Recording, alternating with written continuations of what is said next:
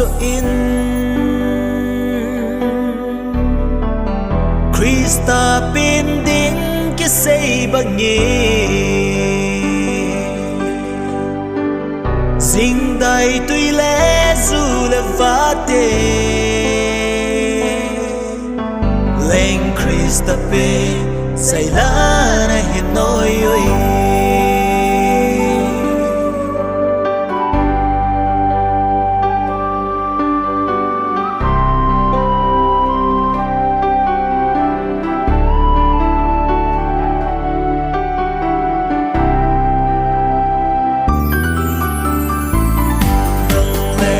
Son sẽ dễ Lên Krista ghen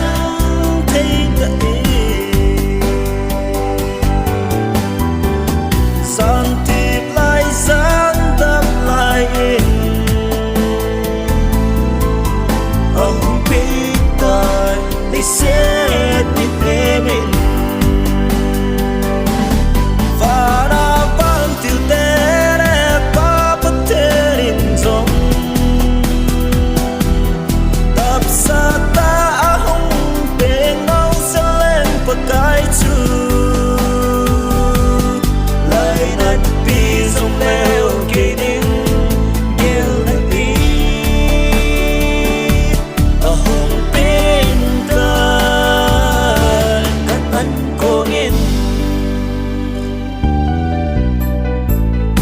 Hãy xét gần thế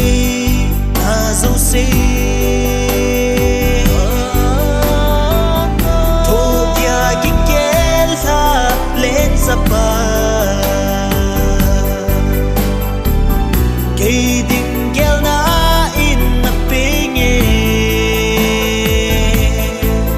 A lâu bì ê bà cái này ngày luôn na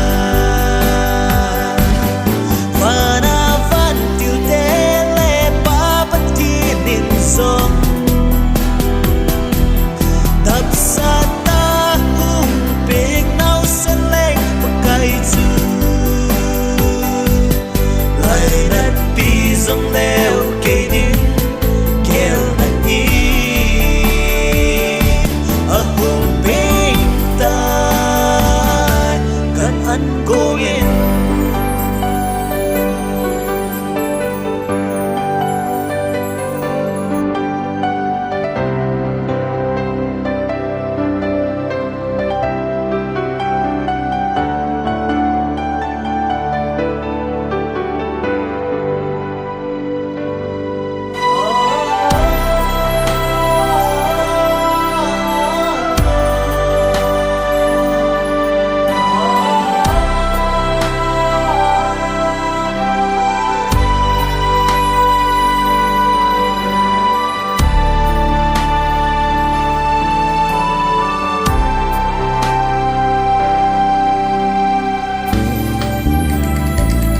Hãy subscribe cho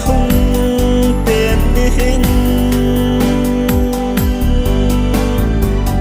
Gõ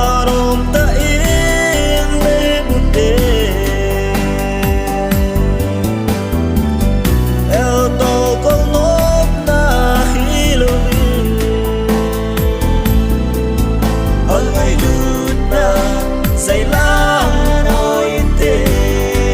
bỏ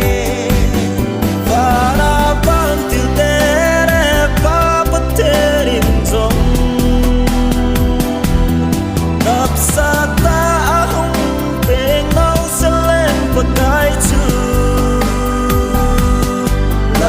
những video hấp dẫn